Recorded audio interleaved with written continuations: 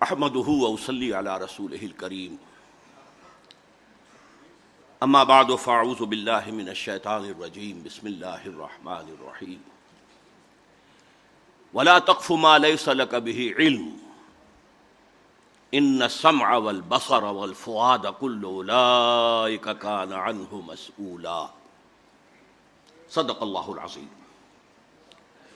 رب اشرح لي صدری ویسر لي امری واحلل عقدۃ من لسانی یفقہوا قولی اللہم ربنا الہمنا رشدنا واعذنا من شرور انفسنا اللہم ارنا الحق حقا وارزقنا اتباعہ وارنا الباطل باطلا وارزقنا اجتنابہ آمین یا رب العالمین۔ میرے بہت سے ساتھی حیران ہو رہے ہوں گے کہ میں کھڑے ہو کر تقریر کر رہا ہوں، اپنے کمر کی تکلیف کو نظر انداز کرتے ہوئے۔ ابھی کچھ دن پہلے میں نے یہ تجربہ پشاور میں بھی کیا تھا، ہائی کورٹ بار ایسوسی ایشن میں، اور اس میں چونکہ مجھے کچھ کامیابی رہی تھی اس لیے میں یہاں بھی ہمت کر رہا ہوں۔ ایک دوسرا سبب یہ بھی ہے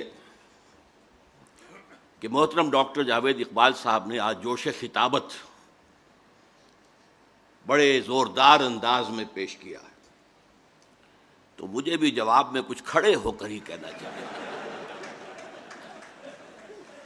ویسے میں یہ سمجھتا ہوں کہ میری گفتگو کو آپ ان کے موقف کی مخالفت ہرگز نہ سمجھیے، بات آپ کے سامنے آ جائے گی۔ سب سے پہلے میں کچھ مثبت باتیں اپنی دیکھیے، روشن خیالی کے بارے میں ڈاکٹر جاوید اقبال صاحب کی یہ رائے صحیح نہیں ہے کہ یہ ٹوائن بی نے اس کا آغاز کیا۔ یہ تو ریفارمیشن اور رینائسنس کے بعد انلائٹنمنٹ روشن خیالی، اس پورے پروسیس کو روشن خیالی کہا جاتا ہے۔ یہ روشن خیالی ہم نے دی ہے یورپ کو۔ یورپ خود مانتا ہے، ابھی امریکہ کا تو سوال ہی نہیں، وہاں تو کچھ وحشی قبائل صرف رہتے تھے، نہ کوئی تہذیب نہ تمدن۔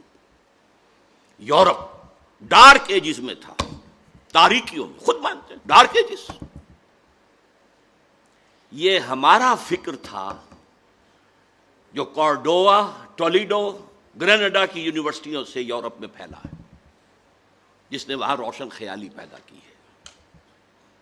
یہ روشن خیالی مسلمانوں کے زیر اصل پیدا ہوئی۔ چنانچہ سب سے پہلے میں حوالہ دوں گا ایم این رائے کا۔ راجہ رام موہن رائے کا حوالہ دیا ہے ڈاکٹر صاحب نے، میں ایم این رائے کا دے رہا ہوں۔ مہندر ناتھ رائے یہ کمیونسٹ انٹرنیشنل کا رکن تھا، اتنے بڑے پائے کا کمیونسٹ۔ اس نے اسی لاہور میں تقریر کی تھی 1920 میں، جبکہ ابھی بولشوک ریولوشن کو 3 برس صرف ہوئے تھے۔ یہیں کا بریڈلا ہال اب مسمار ہو چکا ہے لاہور کا۔ 1920 میں تقریر کی، ہسٹوریکل رول آف اسلام۔ وہ کتاب پاکستان میں تو کوئی جانتا ہی نہیں، انڈیا میں ممبئی کا ایک ناشر آج بھی شائع کرتا ہے۔ اس میں جو کچھ اس نے کہا ہے، میں اس کا صرف ایک پہلو آپ کے سامنے رکھ رہا ہوں۔ اس نے کہا جو لوگ عربوں کی فتوحات کو سکندر اعظم یا چنگیز یا اٹیلا کی فتوحات پر قیاس کرتے ہیں، وہ بہت بڑے مغالطے میں۔ ان فتوحات کے نتیجے میں دنیا میں کوئی روشنی نہیں آئی، کوئی سماج کی اصلاح نہیں ہوئی، کوئی نئی تہذیب وجود میں نہیں آئی، نئے علوم وجود میں نہیں آئے۔ لیکن اسلام کے زیر اثر یہ جو پھیلا ہے طوفان کے ساتھ کہ تھمتا نہ تھا کسی سے سیل رواں ہمارا، اس نے دنیا کو روشنی دی ہے، اس نے دنیا کو تاریکی کے اندھیروں سے نکالا ہے، اس نے نئی تہذیب دی ہے، نیا تمدن دیا ہے، نئی سیاست دی ہے، نیا ریاست دیا ہے، نیا قانون دیا ہے، فوجداری بھی اور دیوانی بھی۔ تو یہ اصل میں قیاس نہ کریں آپ کہ یہ سکندر اعظم اگر مقدونیہ سے ہو کر اور بیاس تک پہنچ گیا، یا اٹیلا اور چنگیز خان اگر منگولیا وغیرہ سے ہو کر اور پہنچ گئے ایسٹرن یورپ تک، تو یہ اس طرح کی فتوحات نہیں تھی، اور تاریخ انسانی کا عظیم ترین انقلاب تھا جو محمد نے برپا کیا۔ یہ گواہی ایک ہندو کی ہے، جو صرف ہندو نہیں، کمیونسٹ ہے، صرف کمیونسٹ نہیں، کمیونسٹ انٹرنیشنل کا ممبر ہے۔ اسی کی ایک گواہی علامہ اقبال نے دی۔ علامہ اقبال نے جدید مغربی تہذیب کا انر کور قرآنی قرار دیا ہے۔ بڑی حیران کن بات ہے، اگرچہ مغربی تہذیب کے خلاف ہے، وہ اشعار بھی ابھی پڑھے گئے ہیں کہ تمہاری تہذیب اپنے خنجر سے آپ ہی خودکشی کرے گی، جو شاخ نازک پہ آشیانہ بنے گا ناپائیدار ہوگا۔ میں اس میں ساتھ کے ساتھ عرض کرتا رہوں کہ اس سوال پہ اکثر ایک سوالیہ نشان اس شعر کے آگے میں لگاتا ہوں، وہ تہذیب ابھی مری تو نہیں، علامہ کی پیشن گوئی تو غلط ثابت ہو گئی، لیکن ذرا غور سے دیکھیے تو تہذیب مر چکی ہے۔ امریکہ اپنی ٹیکنالوجی کے بل پر کھڑا ہے، صرف مغربی تہذیب صرف ٹیکنالوجی کے بل پر کھڑی ہے۔ اسی لیے اقبال نے کہا تھا دنیا کو ہے پھر مار کا روح و بدن پیش، تہذیب نے پھر اپنے درندوں کو ابھارا، اللہ کو پامر دیے مومن پہ بھروسہ، ابلیس کو یورپ کی مشینوں کا سہارا۔ یہ سارا در حقیقت ٹیکنیکل ترقی ہے جس پر یہ کھڑا ہوا ہے نظام، ورنہ تہذیب تو مر چکی ہے۔ مرد و زن اللہ کی بنائی ہوئی مخلوق جدا، ان کو وہ ایک کر رہے ہیں۔ ہم جنس شادیاں، ہومو سیکشول کی شادیاں، ایک مرد شوہر ایک مرد بیوی، ایک عورت شوہر ایک عورت بیوی، یہ تہذیب ہے یا تہذیب کا سنڈاس ہے؟ یہ تہذیب تو مر چکی، خاندانی نظام ختم ہو چکا۔ 4 سال پہلے بل کلنٹن نے کہا تھا کہ عنقریب ہماری قوم کی اکثریت حرامزادوں پر مشتمل ہوگی، born without any wedlock, شادی وادی نہیں ہے، ہو رہے بچے، وی آر لیونگ ٹوگیدر، بچے بھی ہو رہے ہیں۔ وہاں باپ کا نام جو ہے خانے سے خارج کر دیا گیا، جو فارمز بنتے ہیں فادرز نیم، اکثر کو معلوم ہی نہیں ہمارا باپ کون تھا، لہذا آپ مدرز نیم رہ گیا صرف، وہ تو معلوم ہے کس نے جنم دیا۔ تو تہذیب مر چکی ہے، اقبال غلط نہیں تھا۔ تمہاری تہذیب اپنے خنجر سے آپ ہی خودکشی کرے گی، یہ شاخ نازک پہ آشیانہ بنے گا، ناپائیدار ہوگا۔ یہ انر کور اقبال نے کیسے کہہ دیا کہ مغربی تہذیب کا انر کور قرآنی ہے؟ یہ بڑی ذرا گہری بات ہے، اسے سمجھیے۔ دیکھیے، اسلام سے قبل دنیا میں توہم پرستی تھی، اسلام نے آ کر توہم پرستی کا خاتمہ کر دیا۔ وَلَا تَقْفُ مَا لَيْسَ لَكَ بِهِ عِلْمٌ، کسی ایسے چیز کی پیروی نہ کرو، پیچھے نہ چلو جس کے لیے تمہارے پاس علم نہ ہو۔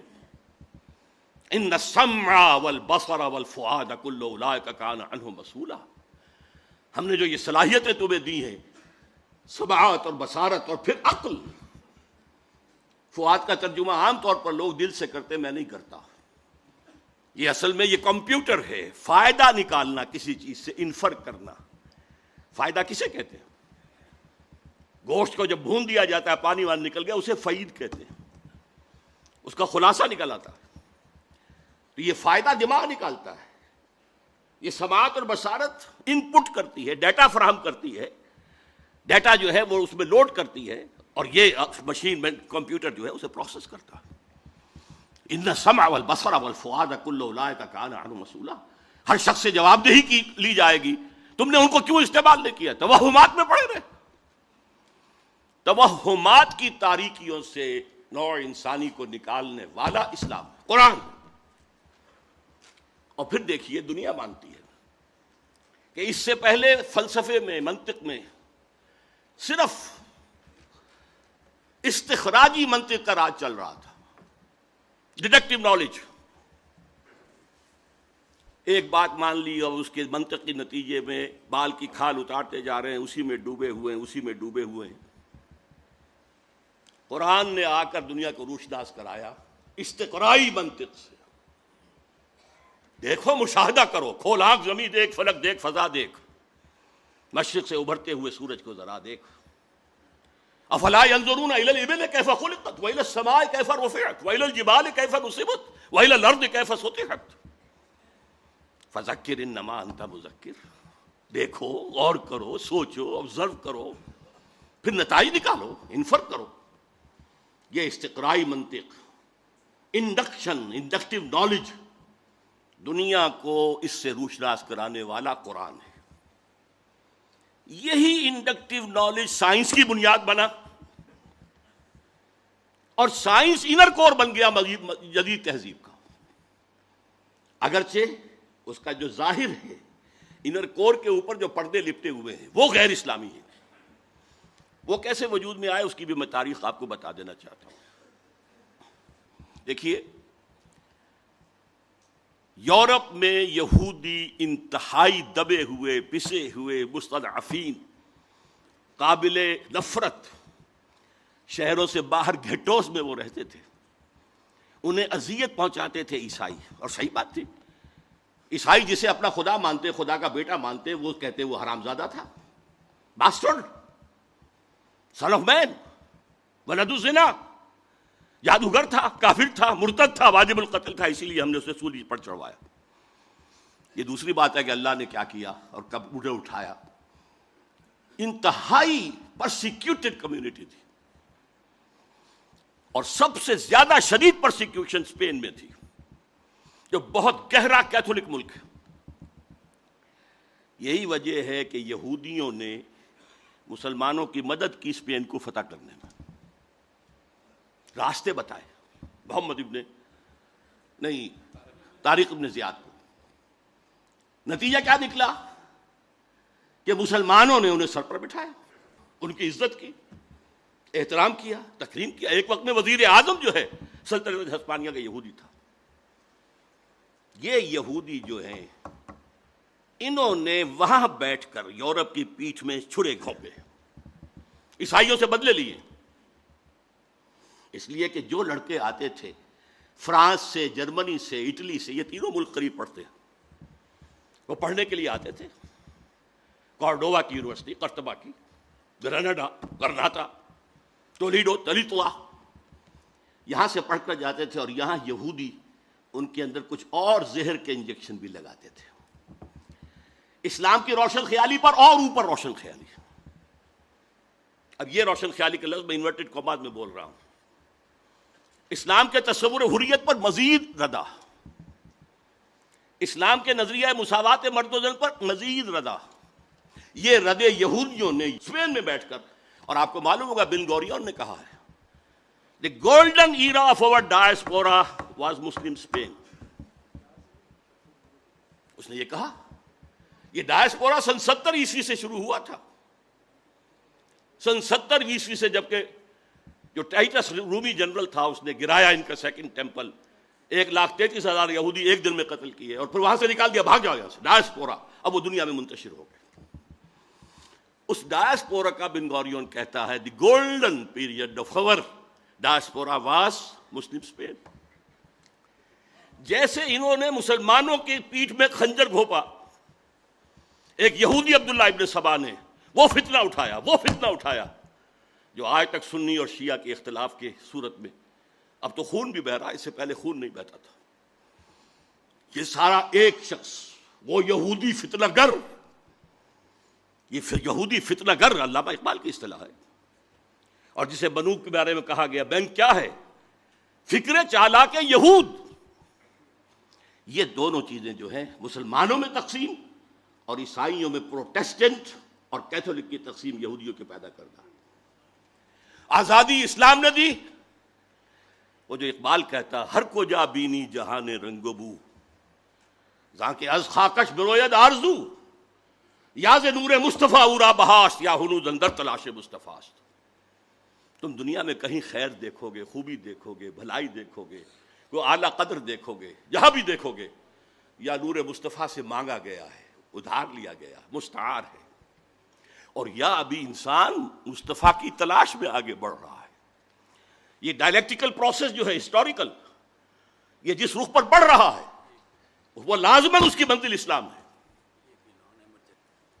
آزادی انہوں نے اسے آگے بڑھایا، اللہ سے بھی آزادی. یہ نہیں کہ تبعیض بندہ واقع فساد آدمیت، صرف یہ نہیں، اللہ سے بھی آزاد، مادر پدر آزاد، مساوات مرد و زن. فیملی سسٹم کو تباہ کرنے کے لیے عورت کو بھی مرد بنا دو، لے آؤ معاشی میدان کے اندر، لے آؤ، گھر سے نکالو. حالانکہ خاندانی نظام ایک ایسا نظام ہے کہ اس کا ایک سربراہ ہو سکتا ہے، دو تو برابر کے سربراہ نہیں ہو سکتے. ٹوٹے ہی ٹوٹے، برباد ہو ہی ہو. مینیجنگ ڈائریکٹر ایک بنائیں گے، ڈائریکٹر 100 رکھ لیجیے. لیکن اس کو توڑا.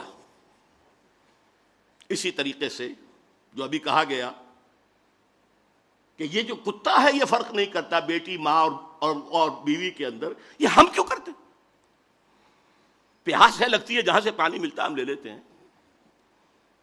تو خامخواہ جو ہے ہماری جنسی جو پیاس ہے اس کے لیے قدغن ہے. اسی شہر لاہور میں ایک پروفیسر تھے تاریخ کے، عبد القادر صاحب. وہ یہ کہا کرتے تھے when I can get fresh milk from the market daily, why should I bind a cow on my door? میں اپنے جنسی جذبے کی تسکین جب چاہوں جہاں سے کر لوں. گائے باندھنا ضروری ہے اپنے گھر پہ، تو یہ بیوی گھر میں لانا ضروری ہے. یہ جو تہذیب کے تباہ کن معاملات ہیں. اور پھر معیشت کے اندر سود. نوٹ کیجئے، پروٹیسٹنٹزم ذہن یہودی کی پیداوار ہے. جیسے این بنوک، این فکر چالاک یہود، اسی طرح پروٹیسٹنٹزم فکر یہودی کی چالاک ہے. اور سب سے بڑا پروٹیسٹنٹ ملک انگلینڈ بنا. چرچ آف انگلینڈ بغاوت کے طور پر سب سے پہلے وہاں قائم ہوا، پوپ سے آزاد. اور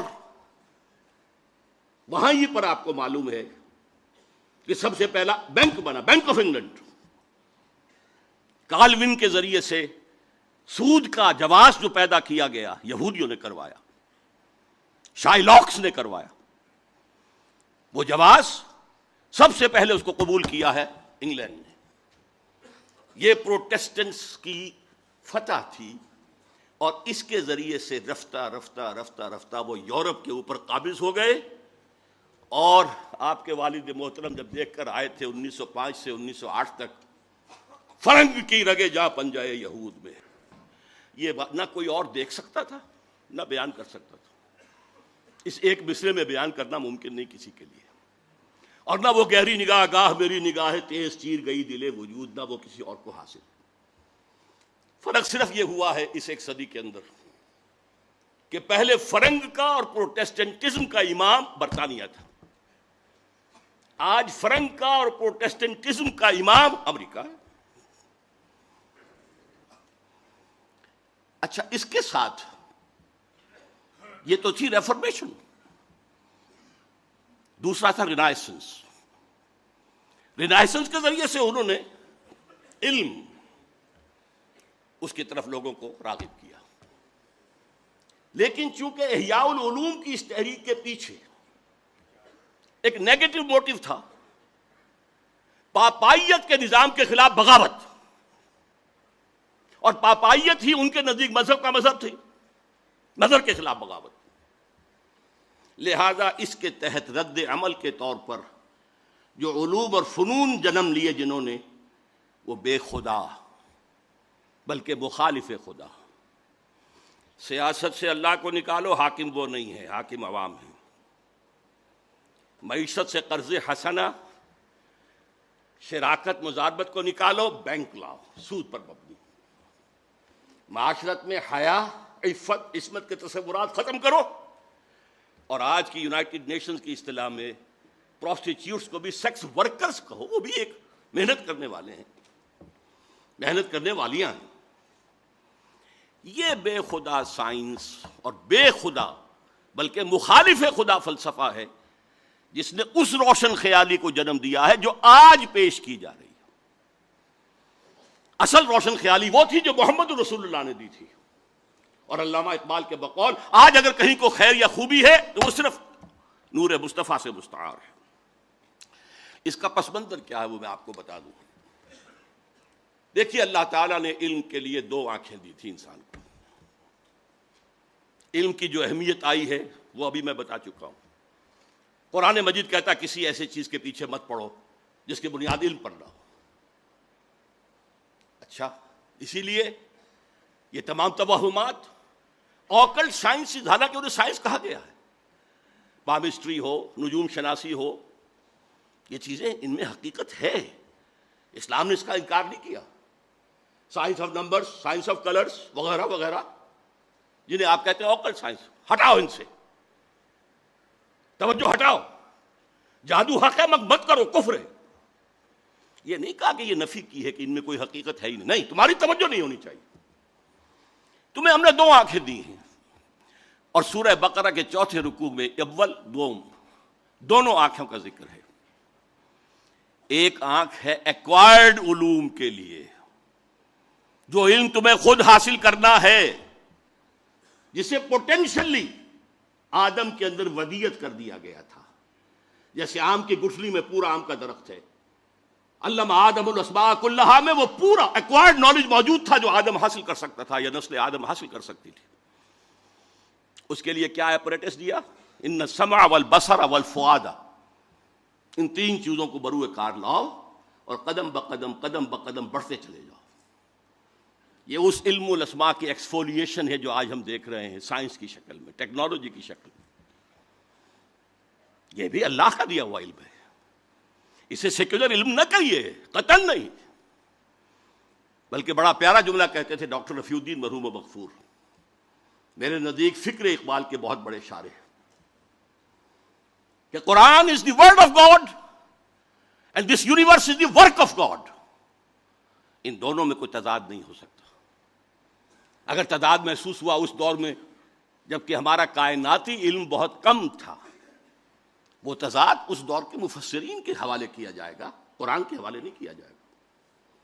اس لیے ڈاکٹر مورس مختار نے کہا کہ میں نے بائبل پڑھی، اس میں بہت سی چیزیں وہ ہیں جنہیں قرآن غلط ثابت کر چکا ہے. موجودہ سائنس، قرآن میں ایک حرف میں نے نہیں پایا کہ جسے موجودہ سائنس نے غلط ثابت کیا. اور وہ مسلمان ہو گیا، فرینچ سرجن بہت بڑا.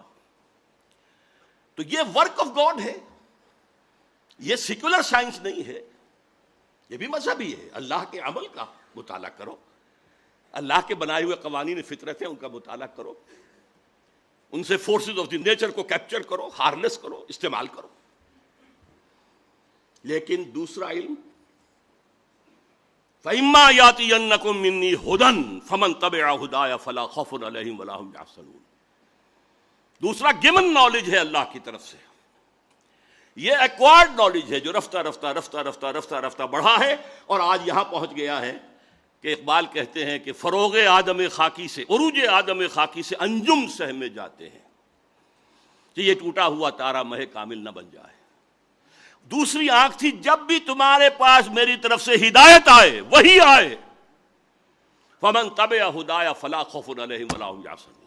یہ دو آنکھیں تھیں، وہی اور اکتسابی علم. یہ گیون ہے، یہ ریویلڈ نالج ہے، یہ اوپر سے آیا ہے، اور یہ نالج آپ کو اپنی سماعت و بصارت اور عقل کے ذریعے حاصل کرنا. انسانی تہذیب کا سب سے بڑا المیہ کیا ہے؟ مذہب کی مخالفت میں جو سائنس اور فلسفہ اور جو تہذیب پروان چڑھی، اس نے ریویلڈ نالج سے آنکھ بند کر لی. رکھو ادھر، صرف ایک آنکھ کھلی رکھی. اسی لیے یہ یک چشم تہذیب ہے، یک چشم دجال. جتنی اس میں ترقی ہوئی ہے، دجالیت کی طرف انسان کا قدم بڑھتا چلا جا رہا ہے. دونوں آنکھیں کھلی ہوتی کوئی پرواہ نہیں تھی، سائنس آسمان کو چھو لیتی، کوئی خرابی نہ ہوتی. ہدایت عملی زندگی کے اندر حاصل کرو وہی کے ذریعے سے، ریویل نالج کے ذریعے سے.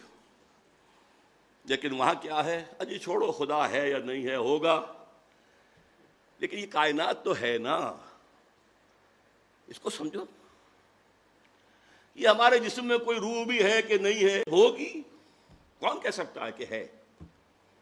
اس کو چھوڑو، یہ جسم تو ہے نا، اس کی پرواہ کرو، بالو پوسو، صاف رکھو.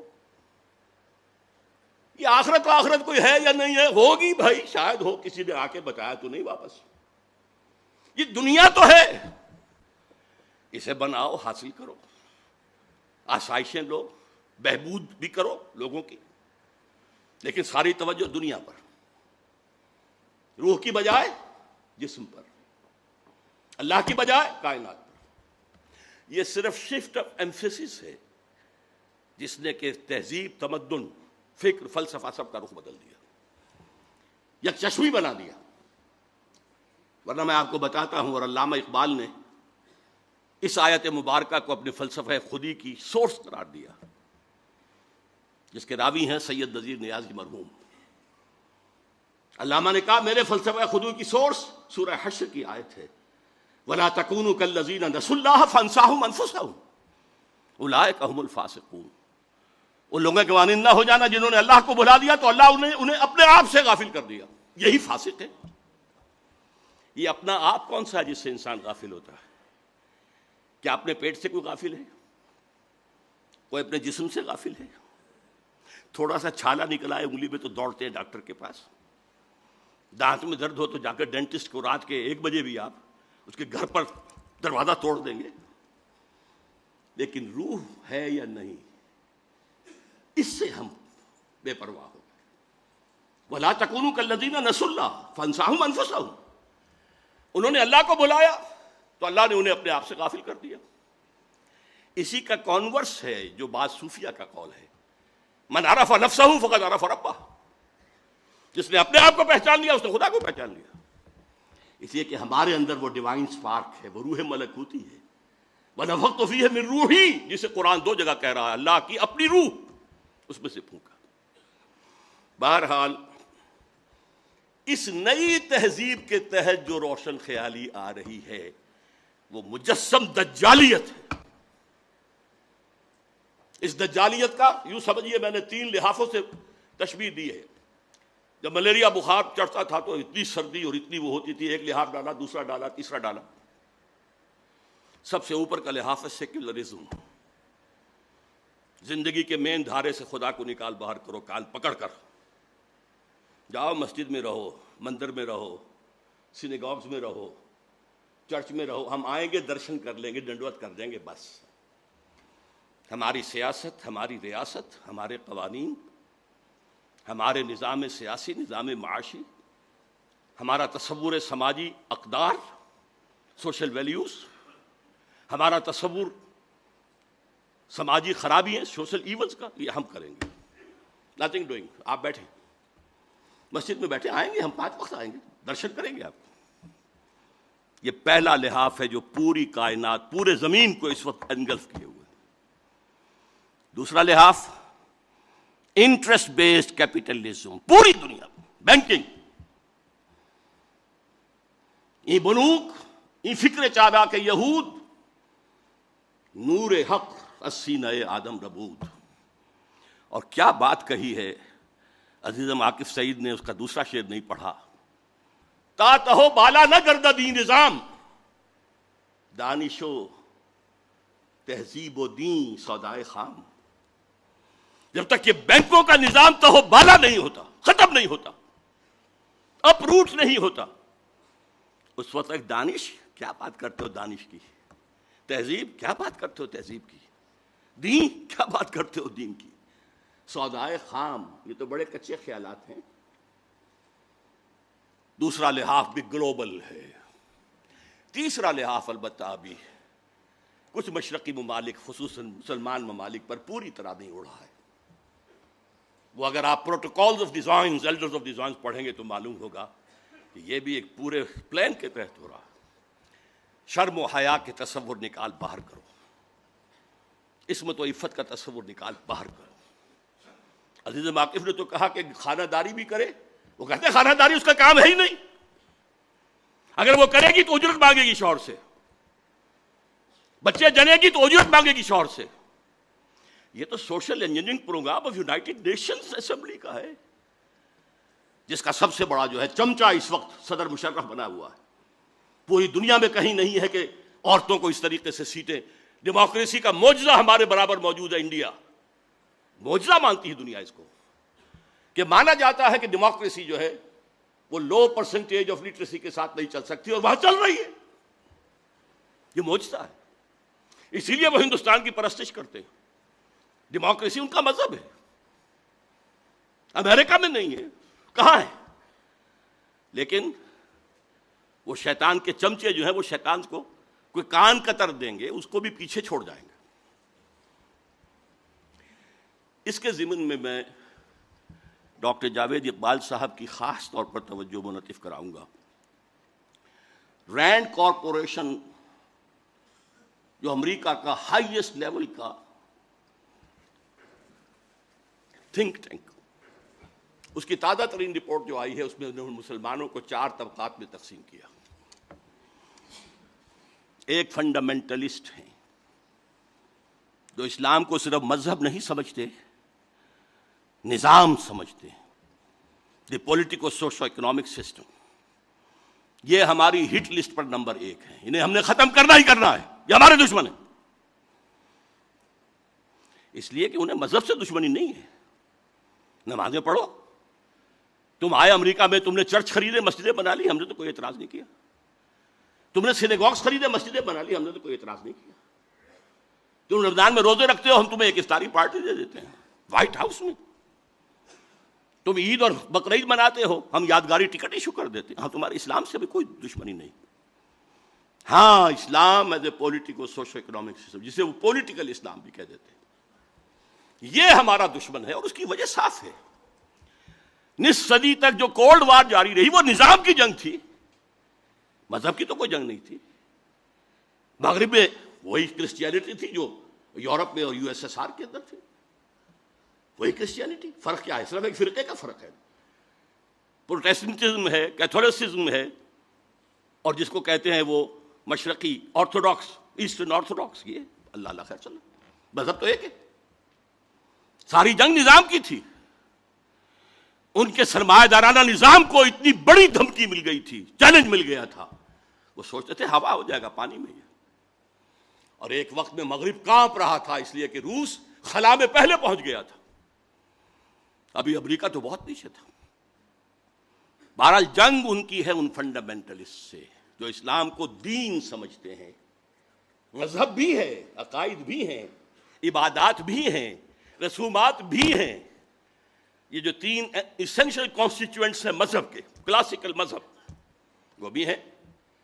لیکن یہ پولیٹیکل سسٹم بھی ہے، اکنامک سسٹم بھی ہے، سوشل سسٹم بھی ہے. تینوں ہیں. 3 جمع 3 بن کر 6 بنتے ہیں.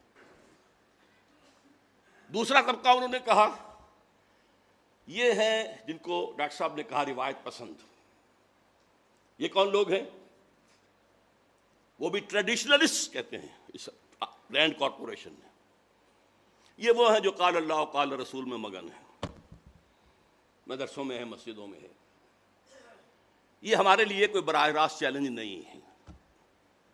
لیکن اگر خدا نہ خواستہ وہ ٹریڈیشنلسٹ جو ہیں وہ فنڈامنٹل سے مل جائیں تو بہت خطرناک ہے. اس لیے کہ ان کے پاس ذریعہ ہے پبلک کے سامنے آنے کا. مساجد ہے، ہفتے وار جلسہ منعقد ہوتا ہے. تو تیسرے نمبر پر ہیں ماڈرنسٹ، اور میں ڈاکٹر صاحب کو بھی انہی میں شمار کرتا ہوں، جو اسلام کی ایسی تعبیر کرنا چاہتے ہیں جو مغرب کے لیے پیلیٹیبل ہو. آپ نے کہہ دیا شراب حرام نہیں ہے فی نفس ہی. شراب تو حرام ہے، رجس من عمل الشیطان فاجتنبوہ، چھوڑو اس کو. فہل انتم منتہون، چھوڑتے ہو کہ نہیں؟ تمہیں پہلے بھی دے دیے گئے تھے سگنلز کہ شراب اور جوئے میں کچھ خوبیاں بھی ہیں اور کچھ گناہ بھی ہیں. گناہ کا پہلو بھاری ہے. پھر کہہ دیا گیا تھا شراب کے نشے میں نماز کے قریب نہ ہو. لیکن سورہ مائدہ کی آخری آیات میں جو ڈاکٹر صاحب پڑھی ہے، یہ جو ہیں ماڈرنسٹ، کسی صاحب نے کہہ دیا اسلام میں پردہ ہے نہیں، تو تہذیبی بات تھی صرف. یہ ہے کہ جو مغرب میں فٹ کرنا چاہتے ہیں مشرق کی ان اقدار کو. ان کے بارے میں رینڈ کارپوریشن میں ہے کہ ان کے پاس پبلک سے کانٹیکٹ کا کوئی ذریعہ نہیں ہے. انہیں میڈیا پر، خاص طور پر الیکٹرانک میڈیا میں نمایاں کیا جائے. اب جو کچھ ARY کر رہی ہے اور جو کچھ کہ QTV کر رہا ہے یا جیو TV کر رہا ہے، یہ کس کے زیر اثر ہے؟ لیا ہی پہلے لیا ہے. جو موجود ہے وہ سب سے پہلے. چوتھا انہوں نے کہا ہے کہ سیکولرسٹ ہیں، وہ تو ہیں ہی ہمارے. اب یہ 2 جمع 2 کی تقسیم انہوں نے کی ہے، ماڈرنسٹ پلس سیکولرسٹ. ان کی سرپرستی کرو، انہیں سپورٹ دو. اور فنڈامنٹلسٹ اور ٹریڈیشنلسٹ، ان دونوں کو دباؤ. یہ ہے آج آسمان امریکہ کی وحی. اب میں یہ تو میں نے آپ کے سامنے عرض کر دیا کہ یہ جدید روشن خیالی کی جڑ کہاں سے ہوئی. انلائٹنمنٹ سے جو شروع ہوا، اس کا ایک جز جو انر کور قرار دیا ہے اس علامہ اقبال نے، اگرچہ اس کا ظاہر کچھ اور ہے. نظر کو خیرہ کرتی ہے چمک تہذیب حاضر کے یہ صناعی، مگر جھوٹے نگوں کی ریزہ کاری ہے. اور خیرہ نہ کر سکا مجھے جلوہ دانش فرنگ، سرما ہے میری آنکھ کا خاک حجاز و حول قدس. پسر اقبال سے معذرت کے ساتھ عرض کر رہا ہوں، میں نے اس میں تبدیلی کی ہے مصرے میں، اس لیے کہ مدینہ و حجاز تو ایک ہی شے کا نام ہے. علم محمدی کے دروازہ ہیں حضرت علی، وہ نجف کہا نا انہوں نے، وہ حضرت علی کے حوالے سے. میں کہہ رہا ہوں ان میں واو عطف نہیں آ سکتا، وہ تو ایک وحدت ہے. ہاں دوسری سورس جو ہے old testament and new testament, حول قدس الذی بارکنا حولہ، جہاں سینکڑوں انبیاء دفن ہیں، جہاں ابراہیم دفن ہے، جہاں یعقوب اور اسحاق دفن ہیں، جہاں ان کے خیال میں سولی چڑھائی گئی تھی حضرت عیسیٰ کو، وغیرہ وغیرہ. تو میں نے اس میں ترمیم کی ہے، اور مجھے امید ہے میں کوئی علامہ اقبال کے کلام کا یا پیغام کا ماہر ہونے کا دعویٰ نہیں کرتا. البتہ ان کے آخری زمانے کی ایک نظم، اس کے آخری شعر کا مصداق میں خود کو بھی سمجھتا ہوں. چنگ را گیرے از دستم کہ کار از دست رفت، نغمام خو گشت و از رگھائے ساز آید برون. لوگوں مجھ سے یہ ستار، یہ چنگ لے لو. میں اپنی انگلیوں سے جو اس کو چھیڑ رہا تھا تاروں کو، اب ہاتھ کا کام پورا ہو گیا ہے. اب میرا نغمہ اس ستار کے تاروں کے اندر خون بن کر گردش کر رہا ہے، اور اس کی رگوں سے، اس کے تاروں سے خود بخود نکلے گا. میں اپنے آپ کو یکے از رگ ہائے فکر اقبال سمجھتا ہوں. یکے چنگ را گیرے دس دستم. اور ڈاکٹر صاحب سے میں پھر عرض کروں گا کہ جو ریکنسٹرکشن اور علامہ کی شاعری کا فرق ہے، اس کے لیے یہ بات بھی نوٹ کر لیجئے کہ لیکچرز میں وہ مہدی کا تصور اور مسیح اور اس کا تصور، اس کو کہتے ہیں کہ یہ امیجین اثرات ہیں اسلام پر. اصل میں لیکچرز کا موضوع ہے عقل. بعض چیزیں عقل میں نہیں آتی. فلسفہ تو عقل کی حدود سے باہر نہیں جائے گا، لیکن ان کی شاعری الہامی تھی. اس بات کو کہا تھا اشفاق احمد صاحب نے، وہ تلقین شاہ، کہ شاعری والا اقبال رات کا اقبال تھا جس میں اسے الہام ہوتا تھا، اور ریکنسٹرکشن والا اقبال دن کا اقبال تھا جو اپنے عقل سے کام کرتا تھا. تو مہدی کا تصور کی اس طرح کی نفی. لیکن یہ شعر جس کا آخری شعر میں نے آپ کو جس نظم کا سنایا، اس کا پہلا شعر کیا ہے؟ خضر وقت از خلوت دشت حجاز آید برون، کارواں زیں وادی دور و دراز آید برون. خضر وقت مہدی دشت حجاز سے باہر آئے گا. اس میں سنی اور شیعہ دونوں تصور آ گئے. شیعوں کے نزدیک حضرت مہدی 12ویں امام تھے جو روپوش ہیں، وہ ظاہر ہوں گے. اور سنیوں کے نزدیک حضرت ام سلمہ کی حدیث ہے کہ ایک خلیفہ کے انتقال کے بعد خانہ جنگی ہو جائے گی، اور ایک شخص کی طرف لوگ دیکھ رہے ہوں گے رہنمائی کے لیے، اور وہ اسے گریز کرتا ہوا مدینے سے بھاگ کر مکے میں چھپ جائے گا. لوگ وہاں سے تلاش کریں گے، نکالیں گے تو نکالیں گے. خضر وقت از خلوت دشت حجاز آید برون، کارواں زیں وادی دور و دراز. یہ وادی سندھ جس کا ایک حصہ افغانستان ہے، مشرقی افغانستان، دوسرا حصہ یہ پاکستان ہے، یہاں سے نکلے گا جو حضور کی حدیث کے مطابق یخرج ناس من المشرق یوطئون للمہدی، یعنی سلطان ہی. مشرقی ملک سے ایک فوجیں آئیں گی جو مہدی کی حکومت کو قائم کریں گی. اللہ کرے کہ وہ پاکستان ہو. اقبال کے خواب میں وہ پاکستان ہی تھا، اور افغانستان بھی ساتھ.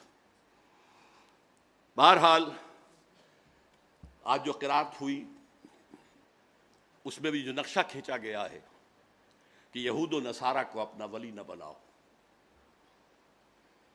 ہماری بدقسمتی ہے کہ اس دور کے بہت بڑے مفکر، مورخ، درویش صفت انسان ڈاکٹر حمید اللہ مرحوم نے اس آیت میں ولی کا ترجمہ کیا ہے حاکم نہ بناؤ۔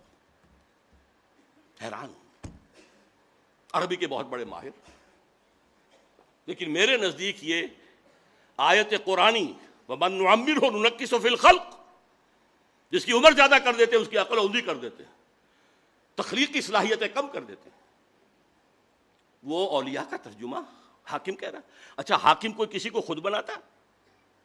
انگریز آئے تھے تو ہم نے بنایا تھا؟ وہ تو آئے تھے اپنے زور زور سے آئے تھے۔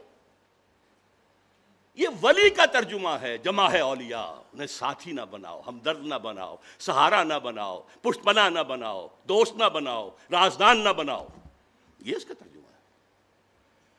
تو واقعتاً اس وقت ہم یہود و نصارہ کے اندر جو آیت میں الفاظ آئے تھے یسارعون فی الخیر فیہم، کچھ لوگ ہیں گھسنا چاہتے ہیں ان کے اندر، ان کی تہذیب میں، ان کے تمدن میں، ان کے نظام میں گھسنا چاہتے ہیں، اور کہتے کیا ہیں؟ جیسے کہ کہا تھا 11 ستمبر 2001 کو صدر مشرف نے، جو میں نے اپنے کانوں سے سنا پھر 16 ستمبر 2001 کو، اگر ہم اس وقت ساتھ دیں گے امریکہ ہماری ایٹمی صلاحیت کی بھی حفاظت کرے گا، کشمیر کا مسئلہ حل کرا دے گا، نہیں تو یہ سارے معاملہ ابھی ختم ہو جائے۔ ان یصیبنا دائرہ، کہ ہم پر کوئی مصیبت نہ آ جائے، ڈر رہے ہیں۔ وہ ڈر کیوں رہے ہیں؟ اللہ پر یقین نہیں، اللہ کی مدد کا احساس نہیں، آئے گی نہیں اللہ کی مدد۔ تم اللہ سے جنگ کر رہے ہو، مدد کیسے آئے گی؟ لہذا ان میں گھس رہے ہیں۔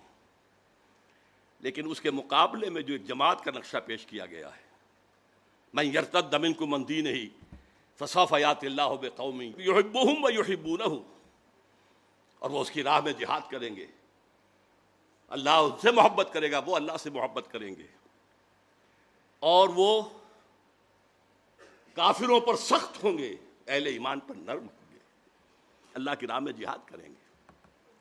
اللہ تعالی ہمیں وہ جماعت بننے کی توفیق عطا فرمائے۔ ان دونوں آیتوں کا تعلق جو ہے اگلی آیات سے وہ یہ ہے۔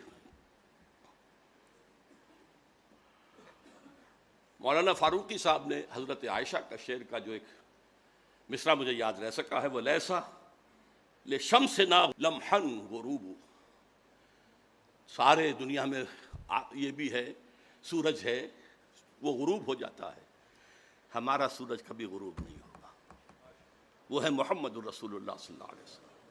اقبال کی زبان میں سنا چکا ہوں، ہر کو جا بینی جہان رنگ و بو، جہاں کے از خاکش بروید آرزو، یاد نور مصطفیٰ اورا بہاست، یا ہنود اندر تلاش مصطفیٰ است۔ پھر جو آیت انہوں نے پڑھی ودو لو تکفرون، وہ یہ چاہتے ہیں تم بھی کافر ہو جاؤ جیسے وہ خود کافر ہے۔ دم کٹی بلی چاہتی ہے سب کی دمیں کٹ جائیں۔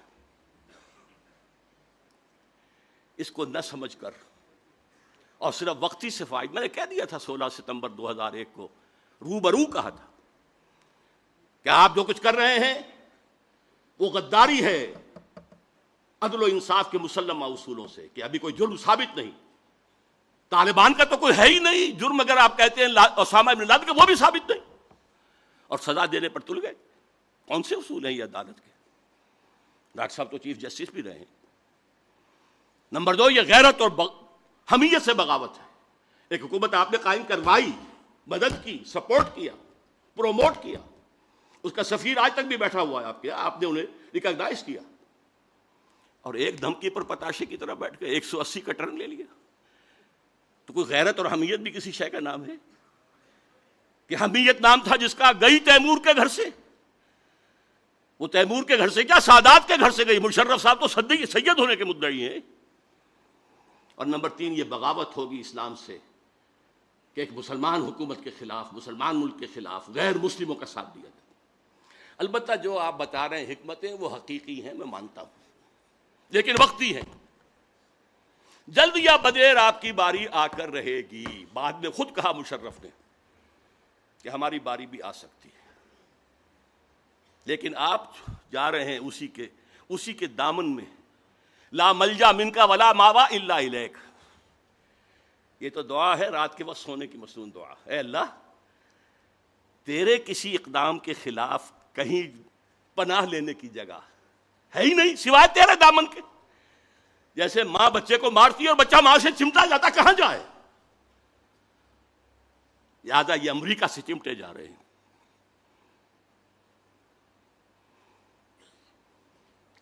انجینئر سلیم اللہ خان صاحب نے جو بات کہی, روشن خیالی کا نفاذ, یہ ہے اصل بات جو اس وقت اس حکومت کے تحت ہو رہا ہے.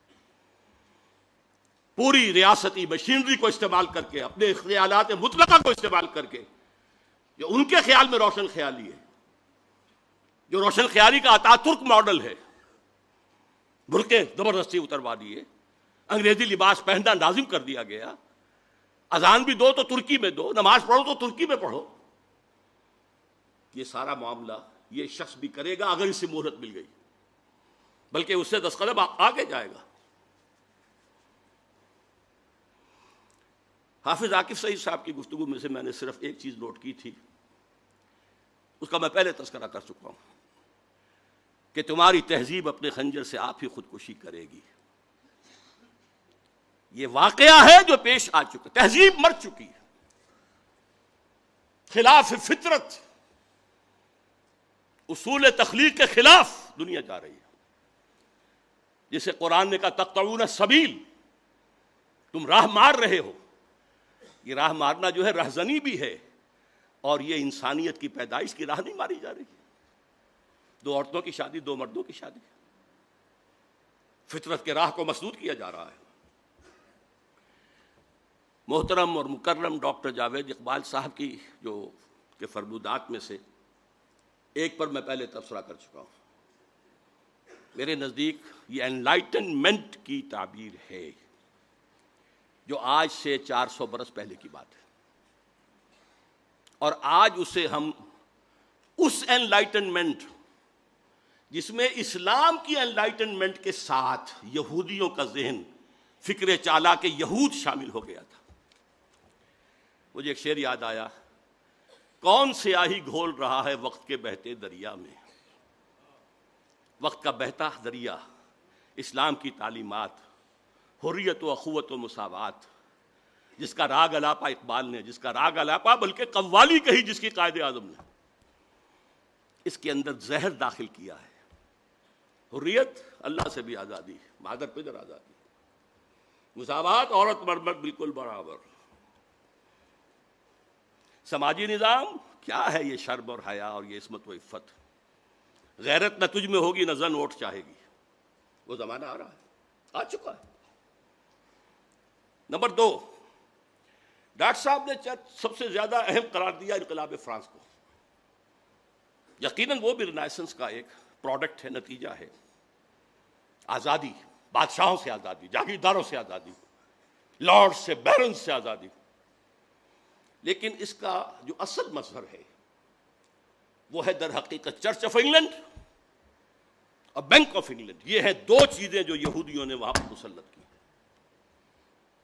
چرچ پاپائیت سے اگر بغاوت نہ ہوتی تو سود کی اجازت نہیں مل سکتی تھی, سود حرام تھا, یورپ کے نظام کے تحت حرام تھا. پروٹیسٹنٹس کے ذریعے سے انہوں نے اس کی اجازت حاصل کی, اور پھر اپنے سودی ہتھ کنڈوں کے اندر پورے یورپ کو جگڑ لیا. فرنگ کی رگے جہاں پنجے یہود میں. Bank of England. تیسری بات جو جمال الدین افغانی کے بارے میں کہی کہ خلیفہ پر شورا کے رائے یا اکثریت کی رائے مؤثر ہونی چاہیے, بائنڈنگ ہونی چاہیے. میں نے اپنا جو تصور پیش کیا ہے جدید خلافت کا, اس میں یہی بات کہی ہے. درخواست کروں گا کہ ڈاکٹر صاحب میری وہ چھوٹی سی کتاب پڑھ لیں. انسٹیٹیوشن بہت بعد میں ڈیولپ ہوئے ہیں. خلفائے راشدہ میں لیجسلیچر اجتہاد, اور جو ایگزیکٹو اور جوڈیشری سب کے ہیڈ خلیفہ تھے. جیسے حضور تھے, تینوں چیزیں جمع تھیں. لیکن آج انسٹیٹیوشن ڈیولپ ہو گئے. یہ 3 پلرز کو علیحدہ کرنا ہوگا. آج ہمیں وہ شخص نہیں مل سکتا جو تقوی اور تدین میں, خدا ترسی میں اور للہیت میں صحابہ کرام کے صف میں کھڑا ہو سکے. لہذا وہ اعتماد نہیں کیا جا سکتا. فیڈریشن کی جو تجویز انہوں نے پیش کی تھی، میرے علم میں حال ہی میں آیا ہے کہ ان کی تجویز تھی کہ یہ علاقہ ہندوستان کا جو آج پاکستان کی شکل میں ہے اور افغانستان اور روسی ترکستان مسلمان ریاستیں ہیں، کیونکہ 1897 میں جمال الدین افغانی کا انتقال ہو چکا تھا.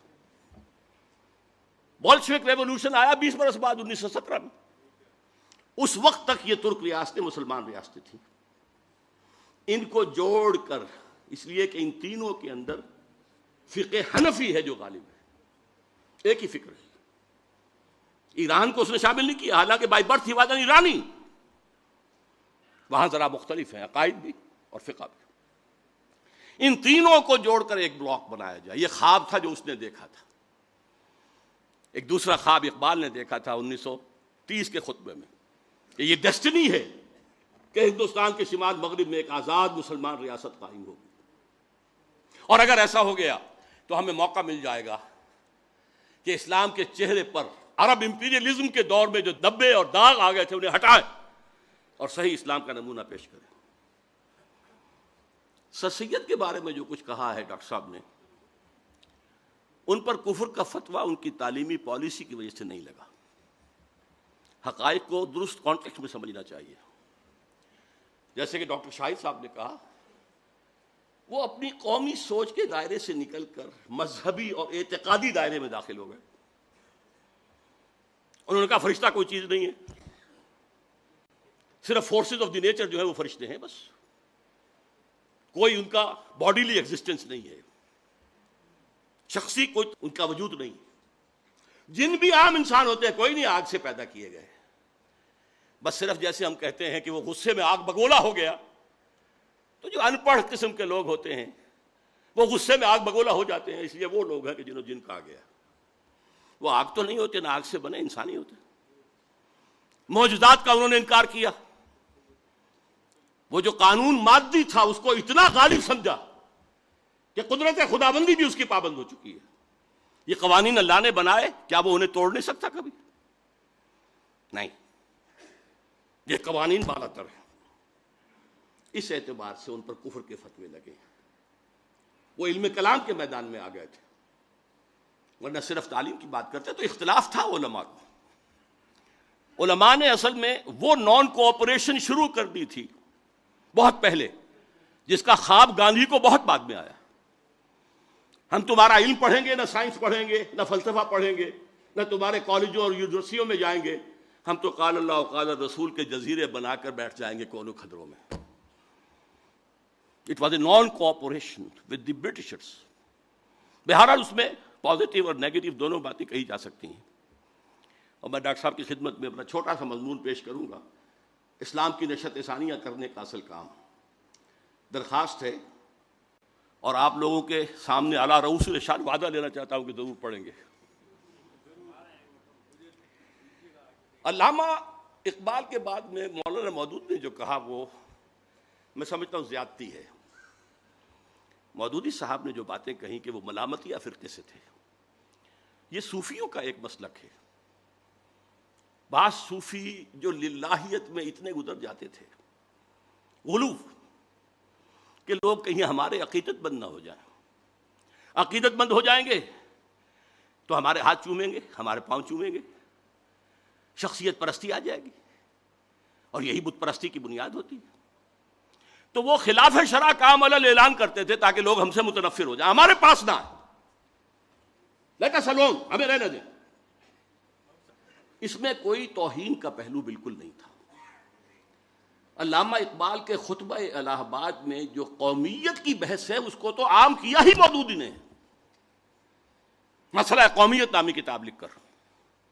علامہ کا خطبہ تو آج بھی لوگ پڑھیں تو سمجھ نہیں سکتے، وہ فلسفیانہ بحث ہے، لیکن اس کو عام کیا ہے. مسئلہ قومیت کے نام سے کتاب جو ایک زمانے میں مسلم لیگیوں کے آنکھ کا تارا تھی اور ہزاروں لاکھوں اس کے جو ہے تقسیم کیے گئے. البتہ بعد میں ان کا اختلاف تھا کہ قیادت ایسے لوگوں کے ہاتھ میں آ رہی ہے جسے آپ نے بھی کہا کہ وہ سیکولر مائنڈڈ تھے، پریکٹسنگ مسلم نہیں تھے، تو اس سے اسلامی ریاست قائم نہیں ہوگی، ایک مسلم نیشن سٹیٹ اور وجود میں آ جائے گی، اور یہ بات سچی ثابت ہوئی ان کی۔ بہرحال میں سمجھتا ہوں زیادتی ہے ان کا ذکر ان علماء کے ساتھ کرنا۔ ہاں مولانا مدنی رحمۃ اللہ علیہ، اسی طریقے سے مولانا نجم الدین اصلاحی یا عطا اللہ شاہ صاحب بخاری، اور ریکنسٹرکشن کے بارے میں یہ کہ یہ شورائی جو یہ سوڈانی عالم نے کہا کہ یہ کفریات ہیں، یا سلیمان ندوی صاحب نے کہا کہ یہ کتاب نہ لکھی جاتی تو بہتر تھا۔ ابو الحسن ندوی کو آپ نے پوتا قرار دیا ہے سید احمد بریلوی کا، وہ کئی پشتوں میں جا کر نواسے بنتے ہیں۔ سید احمد بریلوی کا بیٹا تو کوئی تھا ہی نہیں، اور وہ بھی براہ راست نواسے نہیں، کئی پشتے ہیں، وہ تو بہت پرانے بہت زمانے کا جو ہے ان کے درمیان وقفہ ہے۔ پھر میں آپ سے ایک بات اور عرض کروں گا، مسلم لیگ کی اصل قیادت یقیناً سیکولر لوگوں کی تھی، غیر عالم لوگ تھے۔ اب ڈاکٹر شاہد مسعود صاحب انہیں خام خواہ عالم بنانا چاہیں تو وہ عالم نہیں بن جائیں گے۔ اقبال عالم تھا، اس کی ابتدائی تربیت علامہ میر حسن کے تحت ہوئی تھی، اس کے اندر اپنے والد اور والدہ کا خون دوڑ رہا تھا جو صوفی مزاج تھے، قائد اعظم نہیں تھے، وہ ایک عام قسم کے کھوجے گھرانے میں، کاروباری گھرانے میں پیدا ہوئے، ان کی تعلیم میں تربیت میں کوئی دین کا دخل نہیں، وہ اور تھے یہ اور تھے۔ اب میں بدقسمتی سمجھتا ہوں کہ قیام پاکستان میں اصل بات کی جاتی ہے قائد اعظم کی، اصل بات اقبال کی کرنی چاہیے، جس کا مرید بن گیا تھا محمد علی جناح۔ لندن کی تیسری گول میز کانفرنس کے موقع پر جو ملاقاتیں ہوئی ہیں، اسے میں آج کل کہہ رہا ہوں یہ مولانا روم اور شمس تبریز کی ملاقاتوں کے برابر تھیں۔ وہ واپس آئے ہیں تو اس کے بعد انہوں نے قوالی گائی ہے اسلام کی۔ یہ سب وہ انجیکشن تھا جو اقبال نے دیا تھا، جو سن 30 کے خطبے میں مسلم لیگ میں دے چکے تھے۔ بہرحال روشن خیالی کے سمن میں اب آج کی روشن خیالی جو ہے، آپ نے چونکہ ان میں مولانا شبلی کا نام بھی لیا ہے، وہ یقیناً موجودہ حساب سے بھی روشن خیال تھے۔ انہوں نے آپ کے والد مرحوم کو بھی ایک خاص پہلو سے غلط راستے پر ڈالا، گمراہ کیا، اگرچہ علامہ اقبال وہاں تک نہیں پہنچے تھے۔ اس پر ایک پورا مقالہ لکھا جا چکا ہے اور میں اس کا بڑا احسان سمجھتا ہوں۔ بہرحال آج کیا ہو رہا ہے، علامہ شبلی کی پوتی اب نماز کرائے گی امریکہ کے اندر۔ یہ جو روشن خیالی کے بیج تھے وہ برگ و بار آج لا رہے ہیں نا، ان کی پوتی ہے۔ اب پہلے تو وہ کوئی ڈاکٹر امینہ ودود تھی، وہ کہاں سے ٹپکی ہیں یہ تو ہمیں معلوم نہیں، لیکن اب آ رہی ہے شبلی کی پوتی روشن خیالی لے کر۔ میں ڈاکٹر صاحب کی ان تینوں اصطلاحات کو پسند کرتا ہوں، اصلاح پسند، روایت پسند اور عوام کی پسند کا مذہب، یہ تینوں اصطلاحات صحیح ہیں، اور میں سمجھتا ہوں معتدل ہیں، ماڈریٹ ہیں۔ یہ بات ہمیشہ رہی ہے، بقول اقبال آئین نو سے ڈرنا، طرز کہن پہ اڑنا۔ مشکل یہی کٹھن ہے قوموں کی زندگی میں، یہ مراحل آتے ہیں، نئے خیالات کی پذیرائی آسانی سے نہیں ہوتی۔ یقیناً اجتہاد کا دروازہ جو ہمارے خاص طور پر سنی اسلام کے اندر بند ہے سینکڑوں برس سے، اسے کھولا جانا چاہیے، لیکن ظاہر بات ہے کہ اس کے کچھ حدود ہیں، قیود ہیں، کچھ پیرامیٹرز ہیں، ان کے اندر وہ اجتہاد ہوتا ہے۔ مادر پدر اجتہاد نہیں جو قرآن کو بھی بدل دے، خود بدلتے نہیں قرآن کو بدل دیتے ہیں، ہوئے کس درجہ فقیہان حرم بے توفیق۔ اس لیے کہ آج ہمارے ہاں روشن خیال یا روایت پسندی میں 3 شیڈز میں بتا دوں گا، اور اصلاح پسندی کے 3 شیڈز۔ ٹاپ پر وہ ہیں کہ جو قرآن کو بھی پورا تسلیم کرنے کو تیار نہیں، وہ کہتے ہیں قرآن سے اصول لے لو، اسپیسیفکس نہیں، یہ چور کا ہاتھ کاٹو اور یہ کرو اور کوڑے لگاؤ اور نان، یہ اسپیسیفکس ہیں۔ قرآن سے صرف اصول لو، اور یہ اسپیسیفکس جو ہیں یہ تو ایک خاص دور کے لیے وہ ہدایت دی گئی تھی۔ میرے نزدیک یہ ختم نبوت کا انکار ہے۔ تکمیل نبوت اور رسالت کا انکار ہے. اگر یہی بات تھی تو ابھی نبوت اور رسالت جاری رہنی چاہیے تھی. پہلی بات یہ، وہ لوگ جو قرآن بھی پورا ماننے کو تیار نہیں، ڈاٹڈ قرآن ڈاٹڈ. دوسرے وہ ہیں جو کہتے ہیں قرآن صرف قرآن پورا، لیکن ہم اس کی تعبیر خود کریں گے. ہم سنت رسول کو اس کی تعبیر ماننے کو تیار نہیں. یہ منکرین حدیث ہیں ہمارے ہاں، جو اہل قرآن بھی اپنے آپ کو کہتے ہیں. وہ مرکز ملت کی حیثیت سے فیصلے تھے. اب ہم قرآن کی تعبیر خود کریں گے، سنت جو ہے وہ اس میں ہمارا سورس نہیں. یہ ہیں دو شیڈ جو آج روشن خیالی کا اظہار کر رہے ہیں ان کے. اس کے بعد آتا ہے اہل حدیث کا موقف. قرآن بھی لازم، سنت بھی لازم، لیکن خلفائے راشدین کے فیصلے بھی بائنڈنگ نہیں. حضرت عمر کے اجتہادات ایگزیکٹو آرڈرز تھے اپنے دور کے، وہ ابدی نہیں. وہ اہل سنت تو ہیں، اہل جماعت نہیں. چوتھا شیڈ کیا ہے؟ قرآن، سنت اور اجماع امت جو صرف خلافت راشدہ میں ہوا ہے. اس کے بعد تو اجماع کا سوال ہی نہیں. عالم اسلام ایک وحدت رہا ہی نہیں. اس وقت عالم اسلام ایک وحدت تھا. تو خلیفہ راشد کے جس فیصلے کو مان لیا گیا وہ گویا اجماع ہو گیا. یہ ہیں ہمارے اہل سنت والجماعت. اس کے بعد آتا ہے مجتہدین کا دور. ابو حنیفہ، امام مالک، امام شافعی، امام احمد بن حنبل، امام جعفر صادق. اب قرآن، سنت، اجماع، بلکہ اہل تشیع جو ہیں وہ اجماع کو نہیں مانتے، جیسے اہل حدیث نہیں مانتے. دور خلافت راشدہ کے فیصلے کو وہ نہیں مانتے.